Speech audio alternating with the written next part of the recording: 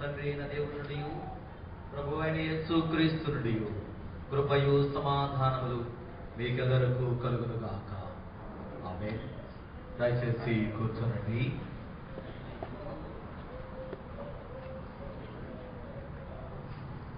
పరిశుద్ధ గ్రంథము నుండి పరిశుద్ధుడైన లూకా వ్రాసిన సువార్త 6వ అధ్యాయం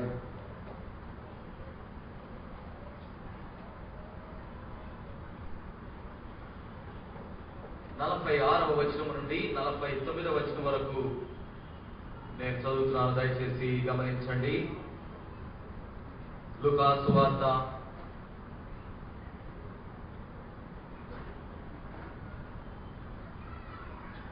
6వ అధ్యాయం 46వ వచనం నుండి, నేను చెప్పు మాటల ప్రకారము మీరు చేయక ప్రభువా ప్రభువా అని నన్ను పిలుచుట ఎందుకు? నా యొద్దకు వచ్చి నా మాటలు విని వాటి చొప్పున చేయు ప్రతి వాడును ఎవని పోలియుండునో మీకు తెలియజేతును. వాడు ఇల్లు కట్టవలనని ఉండి లోతుగా త్రవి బండ మీద పునాది వేసిన వారి పోలియుండును. వరద వచ్చి ప్రవాహము ఆ ఇంటి మీద వడిగా కొట్టినను అది బాగుగా కట్టబడినందున దాన్ని కదిలింపలేకపోయింది. అయితే నా మాటలు వినియు చేయని వాడు పునాది వేయక నేల మీద ఇల్లు కట్టిన వానిని పోలియుండును. ప్రవాహము దాని మీద వడిగా కొట్టగానే అది కూలిపడదు. ఆ ఇంటి పాటు గొప్పదని చెప్పారు. చిన్న ప్రార్థన చేసుకుందాం. మమ్మల్ని విక్రిగా ప్రేమించిన మా పరులకు తండ్రి, మీ యొక్క అపారమైన ప్రేమకై వందనాలు. 2017వ సంవత్సరం మండల కాలంలోని మొదటి దినమున ఈ రత్న బుధవారం నీ పరిశుద్ధ పాద సన్నిధిలో ఈనాడు కూడి స్తుతించే భాగ్యం ఇచ్చినందుకు వందనాలు. మీరిచ్చిన ఆయుష్ ఆరోగ్యం అంతర్గతున్నాను. ఇందువరకు నేను స్తుతించాం, ఆరాధించాం దేవా. సమయంలో కొన్ని నిమిషములు నుంచి వాక్కులు నెమరు వేసుకోవడానికి ప్రయత్నిస్తుండగా బలహీనమైన నన్ను మీ శిలువలో దాచి నీ వాక్కులు మా అందరికి వినిపింప చేయమని, నా నోటి మాటలు మా అందరి ప్రియ ధ్యానములు మీ దృష్టికి అంగీకారయోగ్యములుగా చేయమని యేసయ్య పరిశుద్ధ నామమున వేడుకలు ప్రార్థిస్తున్నాము తండ్రి. ఆమేన్. క్రీస్తునందు ప్రియమైన దేవుని సంగమా, యేసుక్రీస్తు యొక్క పరిశుద్ధమైన నామమున మీ అందరికీ ఈ శ్రేష్టమైన పద్మ బుధవారం యొక్క శుభాలు తెలియజేస్తున్నాను. దేవుని మహాకృపలో మరొక సంవత్సరం ఈ మండల కాలంలో ప్రవేశించాం. మండల కాలంలో ప్రవేశించినటువంటి దినాన ఇవ్వబడినటువంటి లేఖన భాగాలు చాలా విస్తారమైన విషయాలను గురించి మాట్లాడుతున్నాయి. అవి ఎందుకంటే రానున్న 40 రోజులు ఏమి ధ్యానించాలో ఈ లూకా సువార్త 6వ అధ్యాయం 20వ వచనం నుండి 49వ వచనం వరకు ఉన్నటువంటి మాటల్లో 40 రోజులకు సరిపడినటువంటి ధ్యానాలు ఉన్నాయి. అందువల్ల పూర్వులు దైవజనులు ఈ పెద్ద లేఖన భాగాన్ని మనకిచ్చారు. అలాగే ఈనాటి పాత నిబంధన పాఠ్యభాగం కూడా విస్తారమైనటువంటి విషయాలను గురించి మనకు వివరిస్తూ వచ్చింది. అయితే నేను క్లుప్తముగా ఈనాటి అంశాన్ని, సందర్భాన్ని మీ ముందు గుర్తు చేసి ముగించాలని ఆశిస్తున్నాను. అందుకొరకై ప్రత్యేకంగా ఈ పద్మ బుధవారం అంటే ఏంటో ఒకసారి గుర్తు చేసి మీకు ఇవ్వబడినటువంటి మనం తయారు చేసినటువంటి ఆ ప్రోగ్రామ్ షీట్లో ఉన్నటువంటి అంశం ఏంటంటే ధూళియు బూడిదయు అయిన నేను అనేటువంటి అంశాన్ని కొద్ది నిమిషాలు ధ్యానం చేద్దాం. మొట్టమొదటిగా అనేక వందల సంవత్సరాల క్రితం రోమన్ క్యాథలిక్ సంఘముగా కొనసాగుతున్నటువంటి సార్వత్రిక సంఘములో క్రీస్తు శకం 590వ సంవత్సరం నుండి 604వ సంవత్సరం వరకు సుమారుగా ఒక 15 సంవత్సరాలు పోపుగా ఉన్నటువంటి పోప్ గ్రెగరీ గారు ఆనాటి క్రైస్తవ సమాజం యొక్క ఆధ్యాత్మికమైన స్థితిని చాలా పటిష్టమైనదిగా చేయాలని తలంచి ఈ మండల కాల ధ్యానాలు ఏర్పాటు చేస్తే మంచిదని ఒక రూల్ పాస్ చేశారు అని రచయితల యొక్క అభిప్రాయం. కరెక్ట్గా ఏ సంవత్సరం అనేటువంటిది తెలియజేయబట్టలేదు, కానీ పోప్ గ్రెగరీ గారు దాన్ని ప్రారంభించారు. ఇది సాంప్రదాయబద్ధమైనటువంటి ఆచారం, అంటే ట్రెడిషనల్ యాక్టివిటీ అనుకుందాం. ఈ ట్రెడిషన్ ని మనం ఫాలో అవుతున్నాం. బైబిల్లో లేదు కదండి అని చెప్పేవాడు ఉంటారు. బైబిల్లో లేదు, లెంటును ఆచరించాలనేటువంటిది బైబిల్ ఏం కనిపించదు. కానీ పశ్చాత్తాప హృదయంతో ధ్యానం చేయడం అనేటువంటిది మాత్రం ఉండింది. దానిని మనసులో పెట్టుకొని లూకాసు వార్త 22వ అధ్యాయం 19వ వచనంలో నన్ను జ్ఞాపకం చేసుకున్నట్టుకు దీనిని చేయదని యేసయ్య చెప్పాడు. ఆయన పరిశుద్ధ సంస్కారం గుర్తైనటువంటి రొట్టెను ద్రాక్షారసాన్ని వారికి నవరాత్రి భోజన సంస్కారంలో పంచుతుంది. క్రీస్తు శ్రమలను ధ్యానం చేసుకున్నట్టుకు గుర్తుగా దీన్ని ఆచరించాలి. ఆధ్యాత్మికమైనటువంటి స్థితి మనుషుల్లో పటిష్టం చేయాలని ఆయన ఏర్పాటు చేశారని రచయితల యొక్క అభిప్రాయం. దానిలో మనం అందరం చెప్పుకుంటూ వచ్చి లెంట్ అనగానే లెంట్ దినాలు అంటే ఏంటండి? లెంట్ అంటే చాలా మంది నాకన్నా ముందు దైవజనులు, చాలా మంది తల్లివారు ఇక్కడ గుర్తు చేస్తుంటారు. అయినప్పటికీ చాలాసార్లు మనం వెనుకబడుతూ ఉంటాం. తెలియనటువంటి వారికి, అన్ని జనాంగానికి తెలియజేసినప్పుడు లెంట్ అంటే ఏంటండి అంటే మళ్ళా భార్య గారికి ఫోన్ చేయాలి, లేకపోతే ఆయన కూడా నేను మళ్ళీ ఇంటికి వెళ్ళి చూసి చెప్తానండి అన్నారు. ఓకే, ఈ సమయంలో గమనించండి, లెంట్ అనేటువంటి దానికి ఒక పరిపూర్ణమైనటువంటి అవగాహన ఇచ్చేటువంటి విషయాన్ని నేను మీకు గుర్తు చేస్తాను. జీవితంలో మర్చిపోకూడదు. లెంట్ అనేటువంటిది ఆంగ్లో సాక్సన్ వర్డ్, అది మనం గుర్తుంచుకోవాల్సిన పని లేదు. ఆ లెంట్ అంటే ఆంగ్లో సాక్సన్ వర్డ్ ప్రకారం చిగురించు లేక పగులగొట్టు అనేటువంటి అర్థం. అది కూడా మీకు తెలుసు. అది వాస్తవంగా స్ప్రింగ్ సీజన్ కి సంబంధించినటువంటి మాట. స్ప్రింగ్ సీజన్ అంటే ఇప్పుడేనండి. స్ప్రింగ్ సీజన్ కి అసలు అర్థం ఏం కనిపిస్తుందంటే season between winter and summer. ఈ చలికాలము పోయి ఎండాకాలం ప్రారంభం కావడానికి మధ్యలో ఉన్నటువంటి కాలం అంటే స్ప్రింగ్ సీజన్. స్ప్రింగ్ అనగానే ఇట్లా జంప్ గుర్తు. స్ప్రింగ్ సీజన్ అని ఆ పూర్వులు తెలుగులో పెట్టినటువంటి అర్థము నాకు పరిపూర్ణంగా తెలియదు, కానీ అది ఎలాగో స్ప్రింగ్ ఎగరడానికి ప్రయత్నం చేస్తుందో ఈ కాలంలో ఎండుటాకులు పండుటాకులు రాలిపోయి వాటి స్థలములో ఈ పెద్ద చెట్టు పెద్ద మోడులో నుండి చిన్న చిన్న ఆకులు వాటిని చీల్చుకొని బయటకు వస్తాయి. It comes like a spring. ఎన్నన్నా అడ్డు పెట్టండి, చెట్టు ఎంత పెద్దగా కావచ్చు, ఈ చిన్న చిగురు ఇట్లా పెట్టుకొని వస్తారు. అందుకొరకు చీల్చివేయు లేక ప్రత్యేక చిగురి పగులగొట్టు అనేటువంటి అర్థాన్ని ఇచ్చేటువంటి ఈ లెంట్ అనే మాటను పెట్టి వారు ఈ లెంట్ కాలంలో మనము ధ్యానం చేద్దాం. ఆ ధ్యానం మనం ఎందుకొరకంటే చెట్టు కొమ్మలను చీల్చుకొని లేత చిగురాకులు ఎలాగో పుట్టుకు వస్తాయో ఈ శరీర సంబంధమైన జీవితంలో ఆధ్యాత్మికమైనటువంటి అభివృద్ధికి అడ్డు వచ్చేటువంటి ఆహాన్ని లూకాసు వార్త 6వ అధ్యాయంలో చెప్పబడినటువంటి చాలా వ్యతిరేక్తమైనటువంటి వాటన్నిటినీ చీల్చుకొని ఆత్మీయత అనేటువంటి చిగురును మనందరం వికసింపజేద్దాం. అందుకు గుర్తండి లేదు, అందుకు చిగురించే కాలం. చెట్లు చిగురిస్తున్నాయి. ఈ 40 రోజుల ధ్యానముల ద్వారా లోక సంబంధమైనవన్నీ కూడాను పండిపోయినవి గాను, రాలిపోయినవి గాను, ఎండిపోయినవి గాను ప్రక్కకెళ్ళిపోయి ఆ పచ్చని లేత చిగురాకు అది ఎదుగుతూ ఎదుగుతూ పైకి వచ్చే రీతిగా మన ఆధ్యాత్మికమైన జీవితం వృద్ధి చెందడానికి అది భావం లెంట్ అనేటువంటి. ఎందుకంటే చిగుర్చాలి. క్రైస్తవ జీవితాలు ఆత్మ సంబంధమైనటువంటి చిగురును మొలిపించాలి. అది అభివృద్ధి చెందాలి. అది సమాజానికి ఉపయుక్తమైన రీతిగా ఉండాలని. అదే సమయంలో ఈ బుధవారం ఎందుకు ప్రారంభమవుతుందండి, శుక్రవారం ఎందుకు ప్రారంభం కాకూడదు, లేదా మంగళవారం ఎందుకు ప్రారంభం కాకూడదు అనేటువంటిది ఒక ప్రశ్న తప్పకుండా రేకెత్త. భస్మ బుధవారం ఎందుకు, భస్మ గురువారం ఎందుకు కాకూడదు, భస్మ మంగళవారం ఎందుకు కాకూడదు అంటే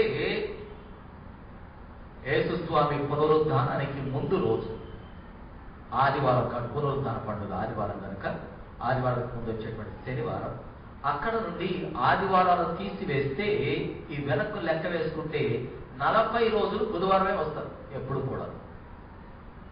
ఆదివారం ఈస్టర్ పండుగ రావాలంటే ఆ ముందు శనివారం నుంచి వెనక్కి వచ్చినట్లయితే ఇప్పుడు మీరందరూ ఏప్రిల్ 15వ తేదీ శనివారం, ఏప్రిల్ 16వ తేదీ ఆదివారం, ఏప్రిల్ 15వ తేదీ నుండి అలా వెనక్కు వస్తే ఆదివారాలు తొలగిస్తే ఆదివారాలు పునరుద్ధాన పండుగ దినాలు అవి. వాటిని తొలగించి లెక్క పెట్టుకుంటే ఈ రోజుకి 40 రోజులు. అందువల్ల బుధవారంతో ప్రారంభమవుతాయి మండల కాలాలు. దానికి భస్మమును యాడ్ చేశారు, ఎందుకంటే అది పశ్చాత్తాపానికి గుర్తని. ఇది సంగతి. లెంట్ సీజన్, భస్మ బుధవారం యొక్క భావం ఇదని మనం జాగ్రత్తగా గమనిద్దాం, మనసులో పెట్టుకుందాం. 40 రోజుల ధ్యానాలు ఎందుకు అని అంటే పరిశుద్ధ గ్రంథంలో 40 అనేటువంటి సంఖ్యకు చాలా ప్రత్యేకమైనటువంటి విలువ ఉంది. 40 అనేటువంటి అంఖ్య పరిపూర్ణతను గుర్తు చేసినట్లుగా చూడగలం.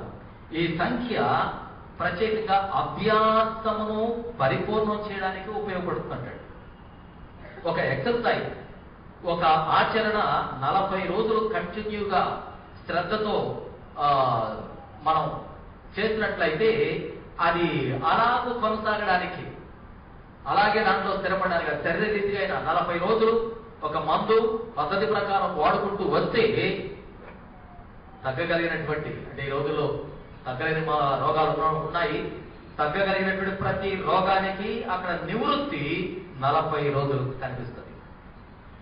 అందుకొరకు 40 రోజుల ధ్యానాన్ని మనస్సు యొక్క మార్పు కొరకు కూడాను, పరిపూర్ణమైన మనస్సు మార్పు కొరకు 40 రోజులు ధ్యానాలని పూర్వులు ఆయన గ్రెగరీ గారు ఏర్పాటు చేశారు. నోవహు కాలంలో 40 రోజుల జలప్రళయం, మోషే కాలంలో 40 రోజుల ఉపవాసంతో ఆయన దేవుడైన యెహోవాతో ముఖాముఖిగా మాట్లాడిన సందర్భం, దేవుని స్వరం అయినటువంటి సందర్భం. ఏలియా ప్రవక్త 40 రోజులు ప్రయాణం చేసినటువంటి సందర్భం. నోవా వెళ్ళి నినెవే పట్టణానికి వెళ్ళి యోనా నినెవే పట్టణం వెళ్ళి 40 రోజుల్లో దేవుడు ఉగ్రత రప్పించబోతున్నాడని చెప్పినటువంటి. ఇలాగ చూస్తే 40 సుమారుగా 40 సార్లు పైన కనిపిస్తుందండి బైబిల్లో. అందువల్ల పరిపూర్ణమైనటువంటి అభ్యాసానికి 40 రోజుల దైవికమైనటువంటి అభ్యాసం తర్వాత దానిలో కొనసాగడానికి ఈ 40 రోజుల ధ్యానాన్ని ఏర్పాటు చేశారు.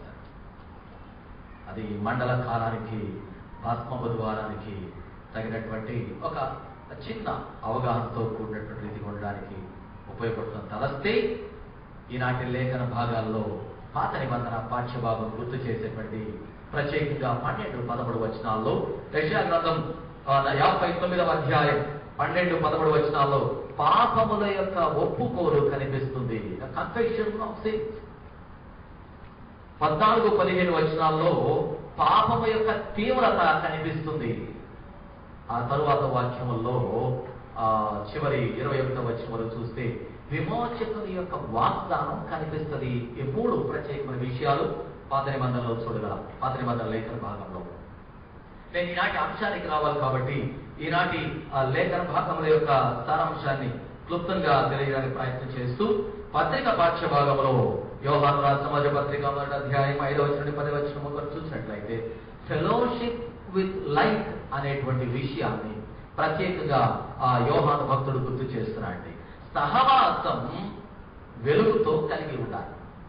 ఏది వెలుగంటే యేసయ్యే వెలుగు. వెలుగుతో సహవాసం, యేసయ్యతో సహవాసం కలిగి ఉండినప్పుడు సమాజంతో మంచి సహవాసం కలిగి ఉండడానికి వీలవుతుంది. వాటికి మధ్య చాలా అడ్డుబండ్లు ఉన్నాయి. వెలుగుతో సహవాసం అనగా క్రీస్తుతో సహవాసం చేయడం, వాటిలో అడ్డుపెట్టి ఉన్నాయని 8వ వచనంలో కనిపిస్తుంది. మీకు మీరు మోసపోవద్దు అనే అర్థాన్ని ఇచ్చేటువంటి మాటలు ఉన్నాయి.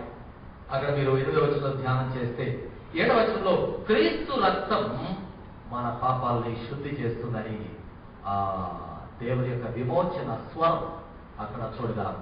నేను సువార్త లేఖన భాగం సారాంశానికి వస్తున్నాను. లూకా సువార్త 6వ అధ్యాయం 20వ వచనం నుండి 49వ వచనం రాయబడిన మాటల్లో విస్తారమైనటువంటి అంశాలు కూడి ఉన్నాయి. అవన్నీ కలిసి యేసు స్వామి కొండ మీద చేసిన ప్రసంగం.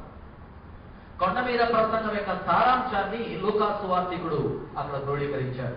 మత్తయి సువార్తికుడు 5వ అధ్యాయం నుండి 7వ అధ్యాయం వరకు రాస్తే, ఈ లూకా సువార్తికుడు 1 అధ్యాయంలోనే దాన్ని విడిచాడు.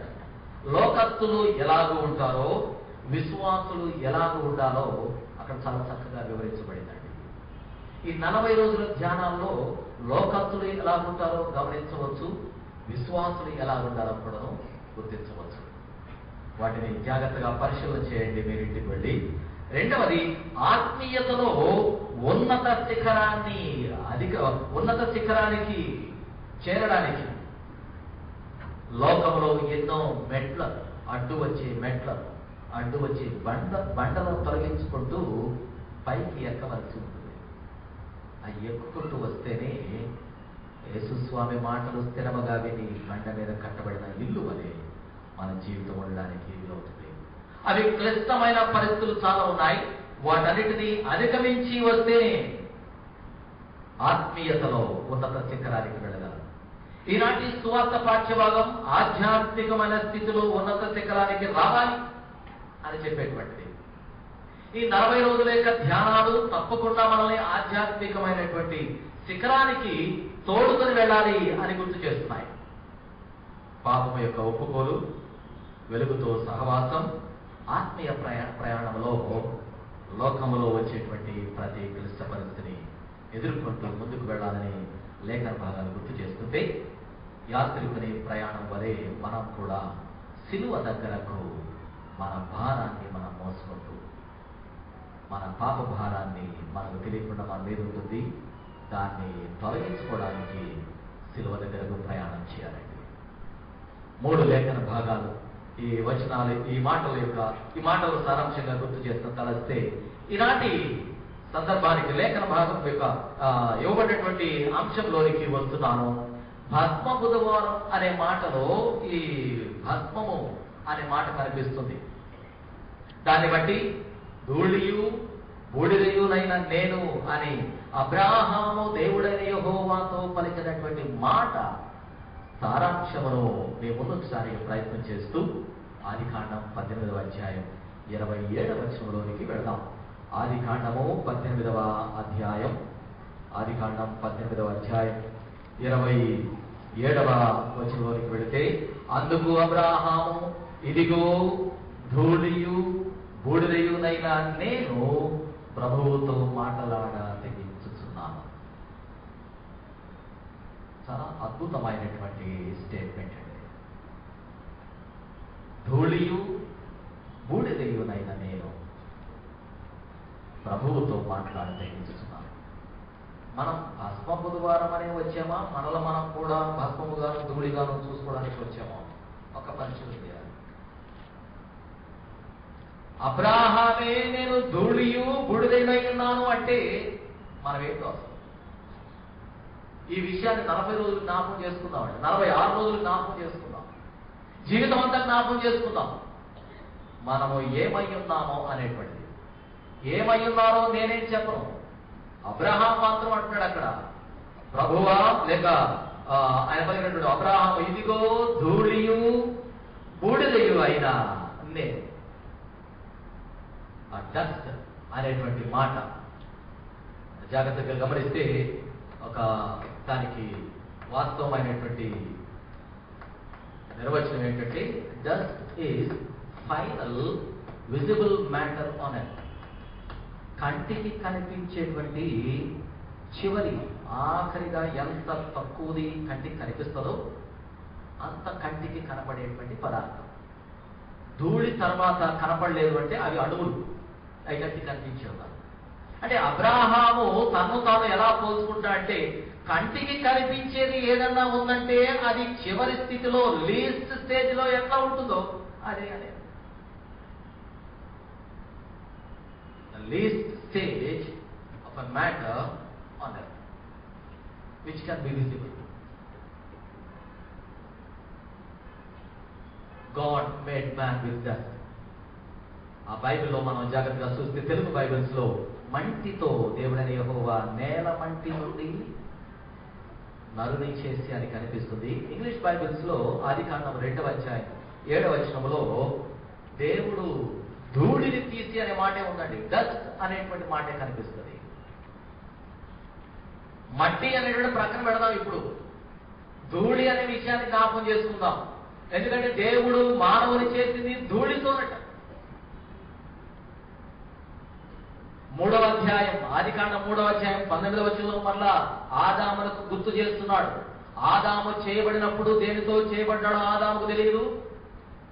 అందువల్ల ఆదాము పాపం చేసిన తర్వాత, ఇదిగో ఆదామా, నీవు మట్టి నుండి చేయబడ్డావు కనుక నీవు మన్నే కనుక తిరిగి మన్నైపోదు అంటాడు. అక్కడ కూడా డస్ట్ అనే మాటే ఉందండి.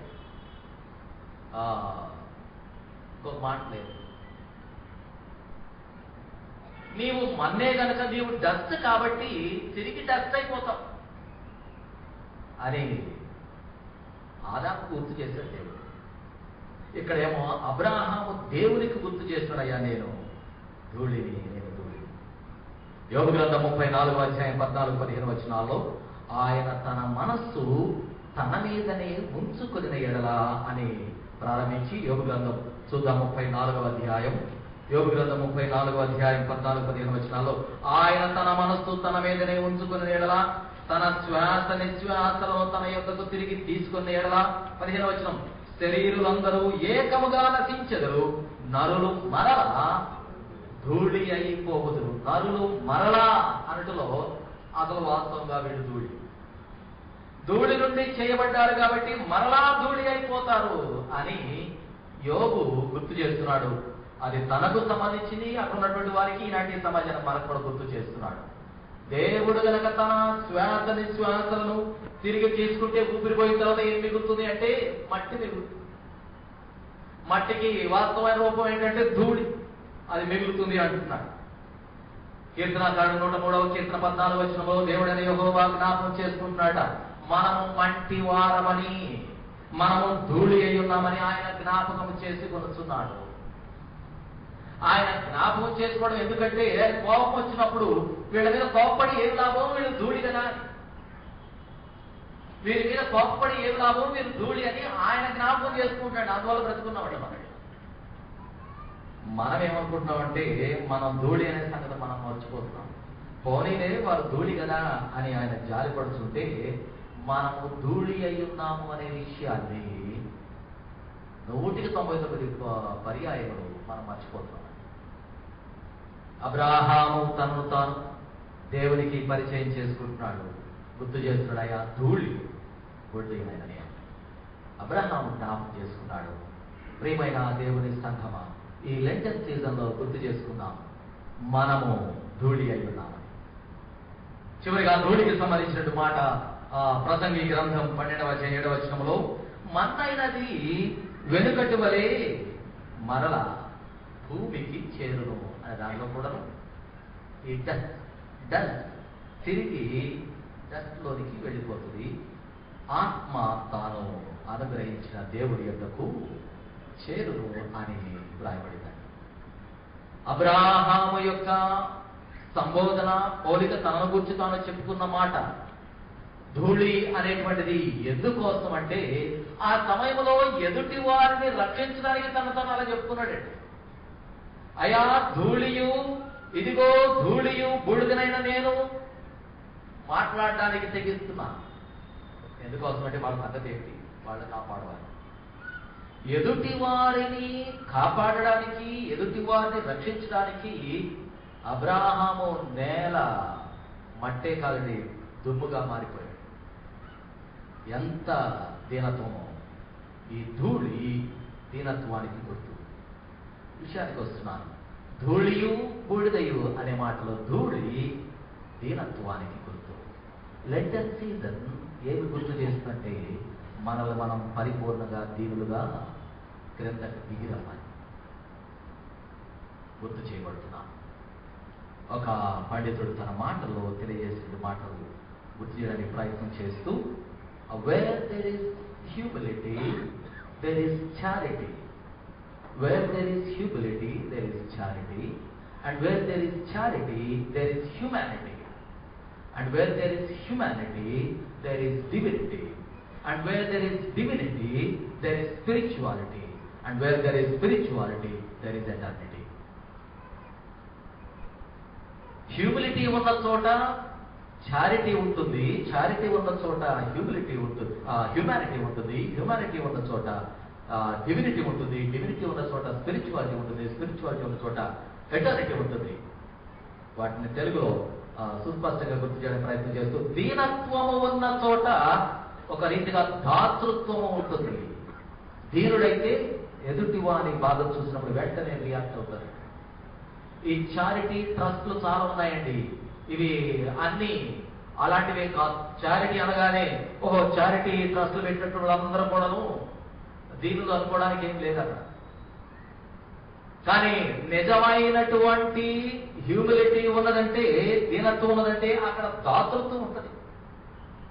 ఎవరికి జాలి చూపించాలో వెంటనే వెళ్ళిపోతాడ ఈ దీనత్వం. మదర్ తెరీసాలో కనిపించేది ఏంటంటే దీనత్వం.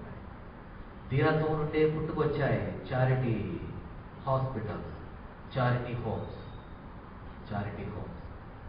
దీనత్వము ఉన్న చోట దాతృత్వము, దాతృత్వం కలిగినటువంటి నిజంగా వీళ్ళండి మానవులంటే, మానవత్వం అంటే ఇదండి అని చెప్పుకుంటారు.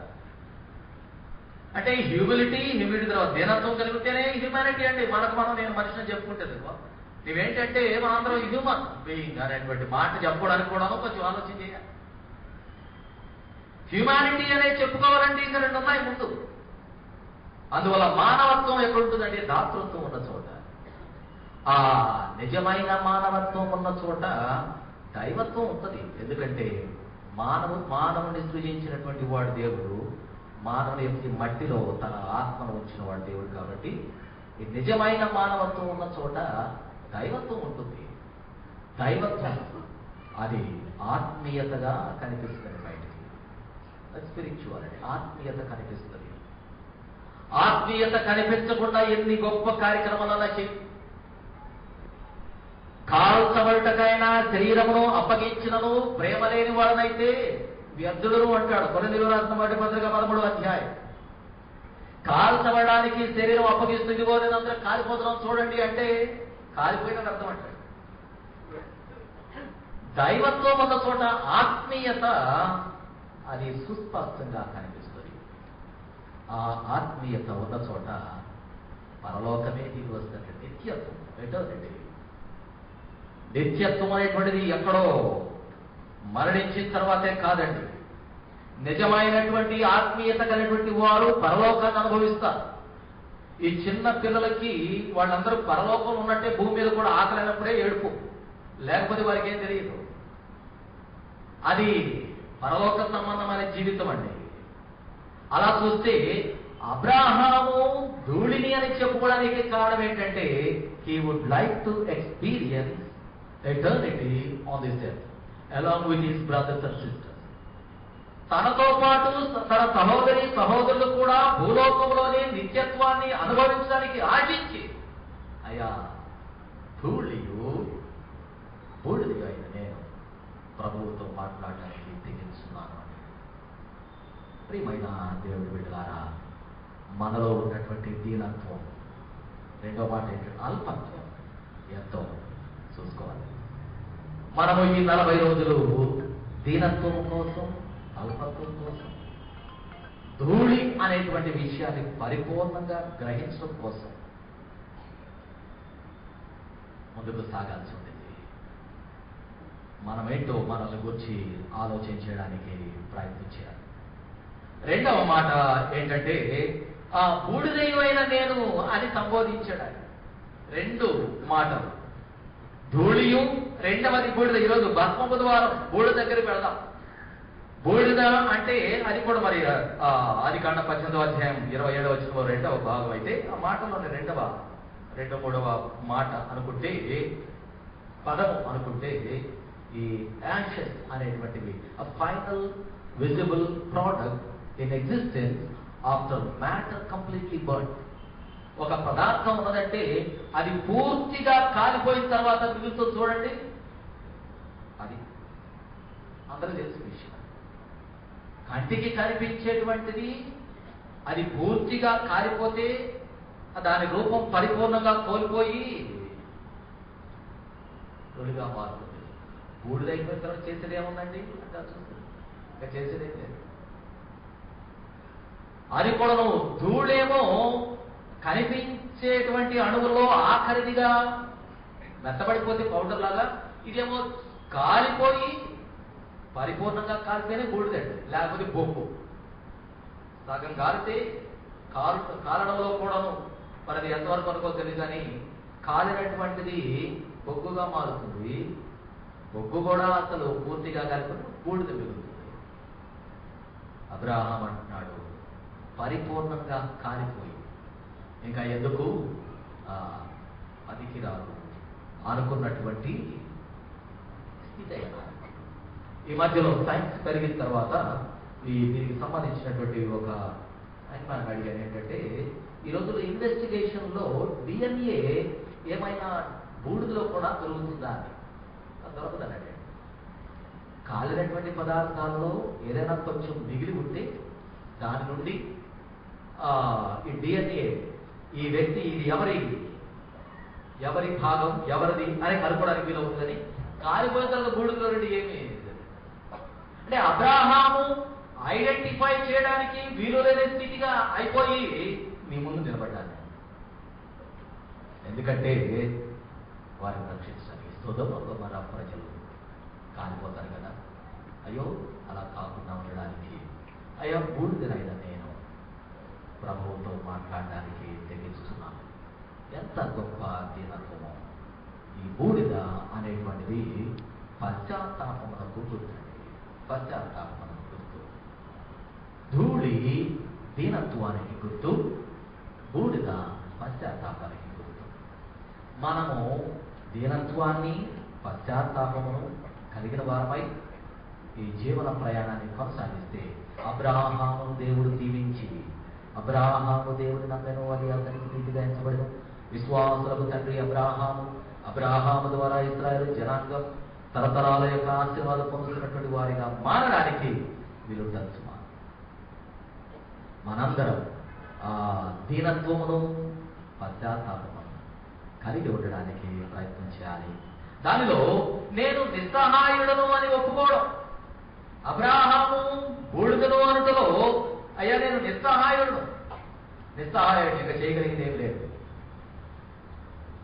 మనం సందేశానికి ముందు పాడుతున్నటువంటి మంచి పాట కుమారి జగదుత్పత్తికారి జగటమన్నైనా నా వంక చల్లగా చూడమయ్యా, నా వైపు చూడు నేను మట్టిని మలుచు యోగ్యమైన పాత్రగా మలుచు అంటే దేవుడు ఈ ధూళిని ఒక మంచి పాత్రగా చేయాలి.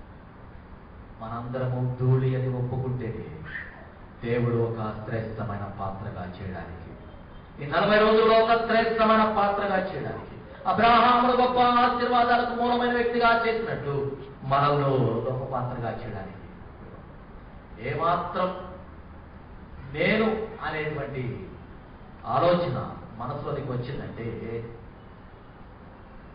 ధూళి లెక్కలోనికి రాలేదు, బూడిద లెక్కలోనికి అసలే రాలేదు.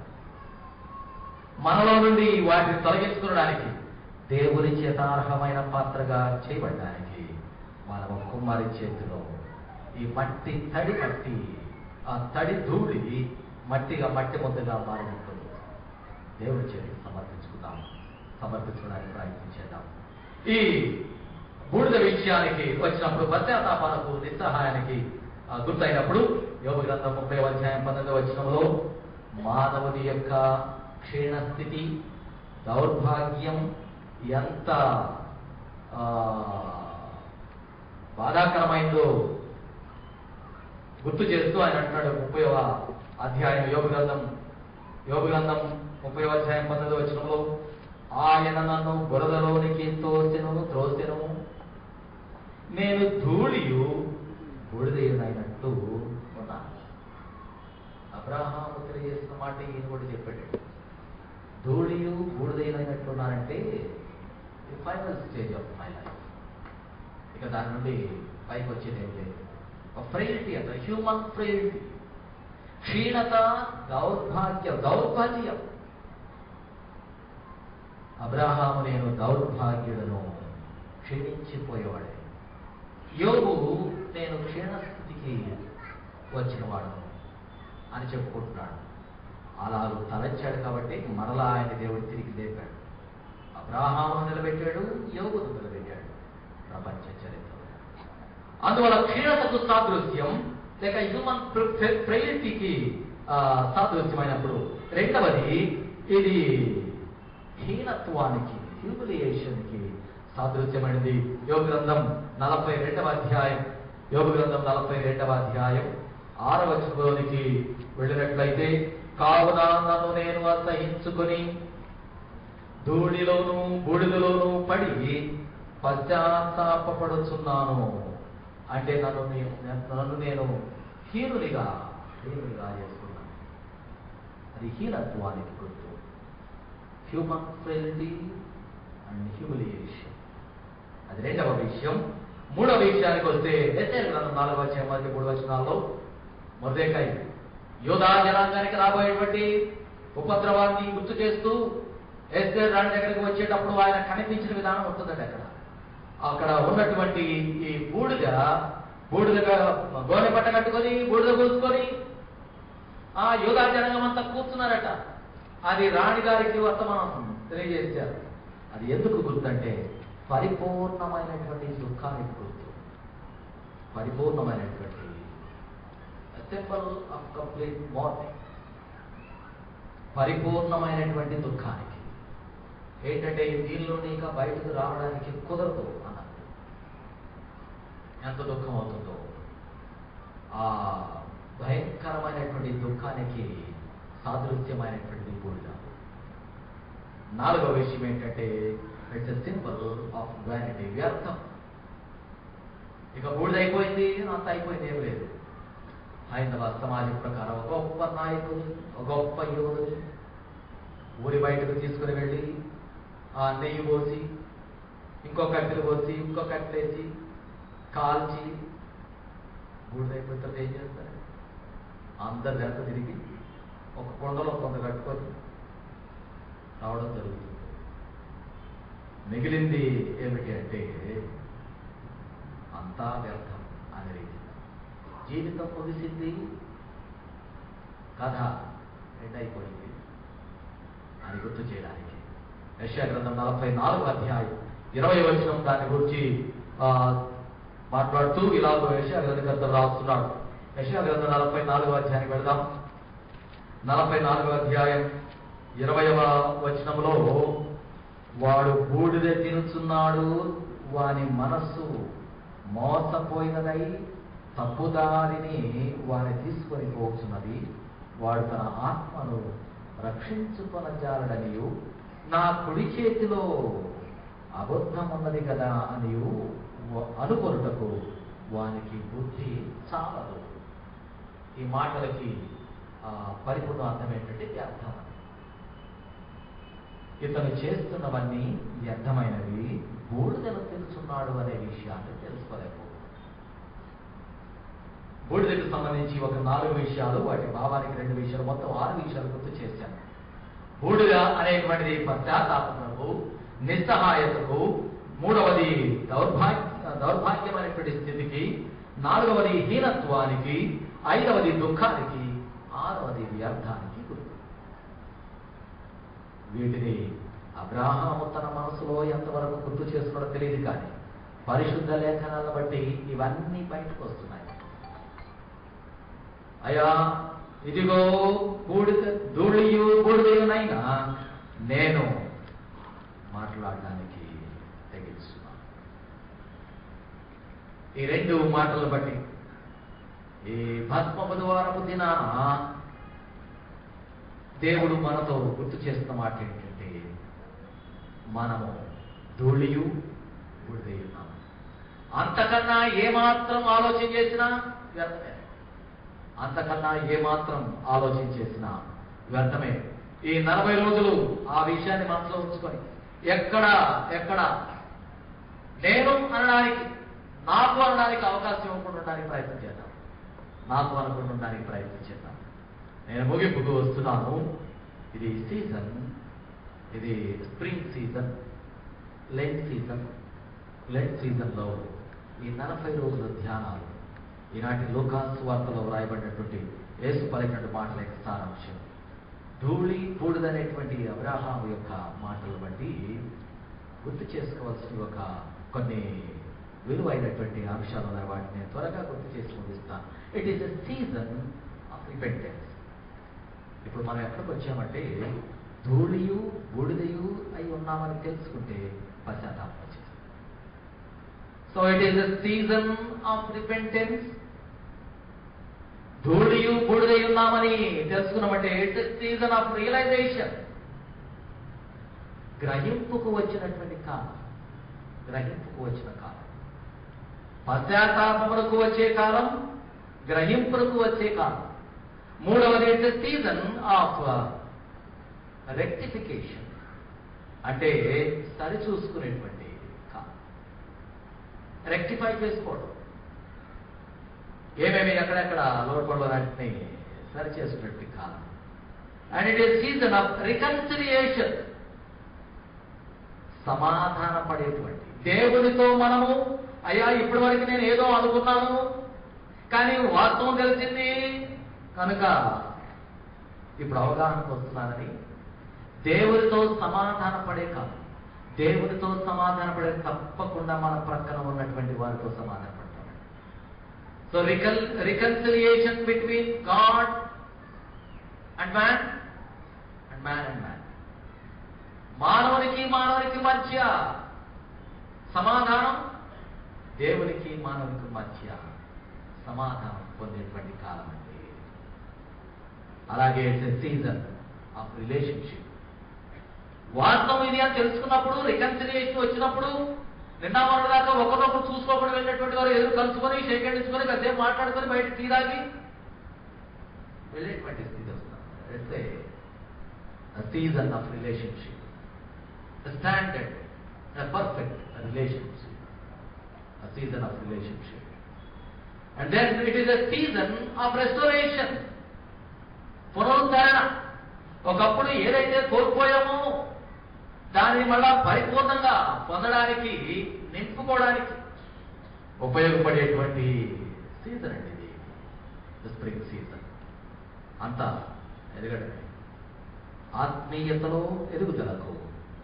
It's a season of restoration. And then ఈ రెస్టోరేషన్ వరకు వచ్చినప్పుడు then it becomes the season of retrospection అని. రెట్రోస్పెక్షన్ దానికి ఇద్దరు కలిసి ఒకరి గురించి ఒకరు ఏమంటావు నువ్వు చెప్పు, ఇప్పుడు దీని విషయం ఏమంటావు, దాని విషయం ఏమంటావు అనుకుంటే అప్పుడు పరిశీలన పరిపూర్ణ అవుతుందండి. మనకు మనంగా చూసి ఇది కరెక్ట్ అనుకునేటువంటి సమయం కన్నా ఈ మిత్రత్వం బాగా పెరిగిపోయి మంచి అవగాహన వచ్చినప్పుడు ఇది కరెక్ట్ అంటావా నువ్వు చెప్పు. లేదు, మంచి ఫ్రెండ్ ఏం చేస్తాడంటే ఎప్పుడు కూడాను తప్పైతే తప్పని చెప్తాడు, చెప్తాడు. అప్పుడు తెలుస్తుంది అనమాట పరిశీలన పరిపూర్ణ అవ్వడానికి. It's a season of retrospection. Retrospection పరిశీలన పెరిగినప్పుడు ఏమవుతుందంటే it becomes a season of regeneration. దాని ఏమంటారంటే ఆత్మ సంబంధమైనటువంటి ఎదుగుదల. రీజనరేషన్ అంటే ఆత్మీయత పునరుద్ధరణ.